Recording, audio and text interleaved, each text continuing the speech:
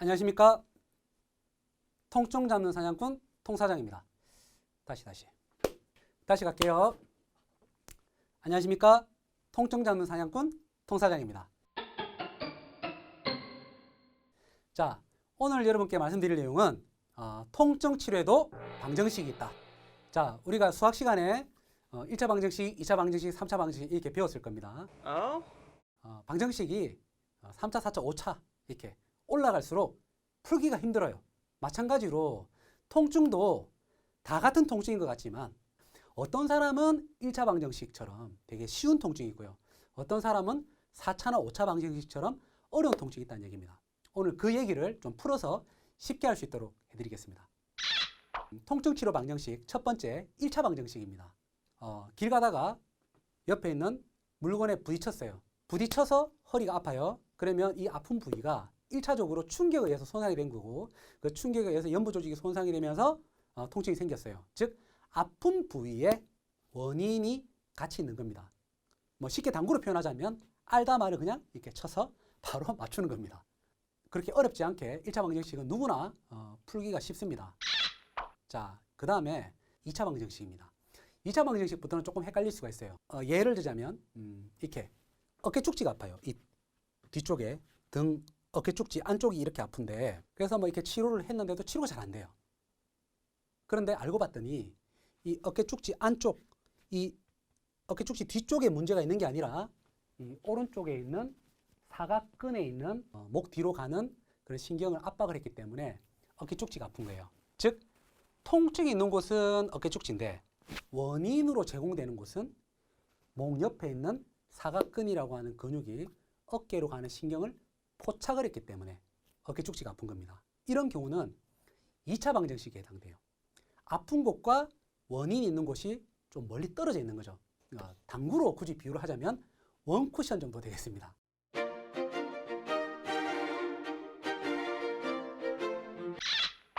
자, 세 번째는 3차 방정식입니다. 3차 방정식은 조금 2차 방정식보다 조금 더 복잡해졌어요. 2차 방정식은 아픈 곳과 원인이 있는 곳이 조금 떨어져 있는데 3차 방정식은 좀 멀리 떨어져 있어요. 즉 예를 들면 발바닥이 아픈데 이 발바닥 아픈 통증이 허리에서 온 거예요. 종아리도 아니고 허리에서 문제가 있어서 발바닥이 아픈 겁니다.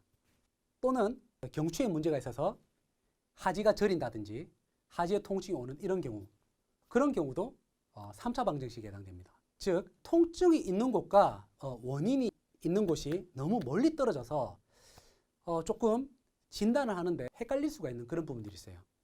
이런 경우를 3차 방정식이라고 합니다. 당구로 치면 한 2쿠션 정도 됩니다.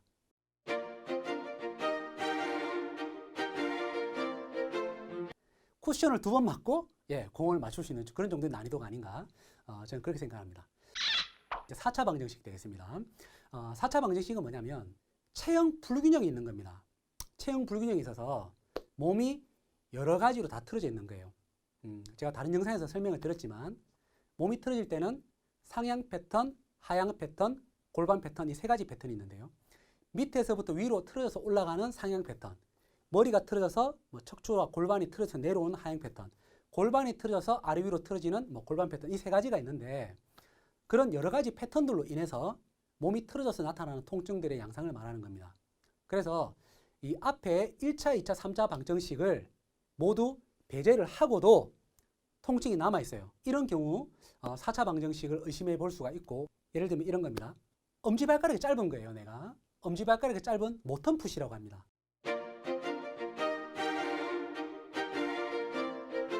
엄지발가락이 짧아서 걷다 보니까 이 앞쪽에 정강이 앞쪽에 있는 이 정경골근이라는 근육이 긴장되고 이 긴장이 계속 타고 올라와서 턱관절 안쪽에 있는 내외 익상근을 긴장을 시켜서 턱관절에 통증이 생긴 거예요. 그리고 한쪽 발만 평발이에요. 그래서 골반이 틀어져서 허리가 꺾여서 허리 통증이 생긴 겁니다. 이 틀어진 패턴에 의해서 이 통증이 나타난 이런 경우를 4차 방정식이라고 합니다.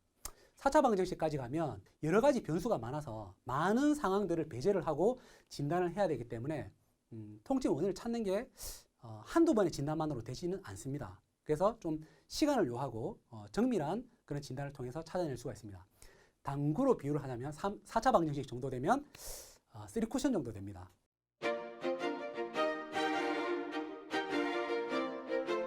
3쿠션 정도 되면 그렇죠. 공을 맞추기가 더 힘들어지는 거죠.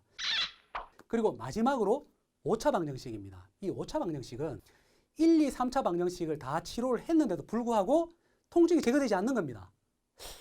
도대체 뭘까요? 이 심리적인 문제거든요. 어떤 스트레스를 받으면 배가 아프다. 그런 경험들 누구나 있죠. 그죠? 어릴 때. 또는 등 통증이 생겼어요. 두통이 생겨요. 허리가 아파요.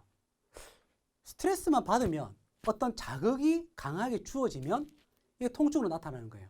어떤 분들은 그런 스트레스로 인한 통증이 다리로 나타나거나 머리로 나타나거나 굉장히 다양한 어떤 내과적인 문제, 역류성 식도염이라든지 위궤양이라든지 만성 복통이나 생리통 이런 형태로 다양하게 나타납니다.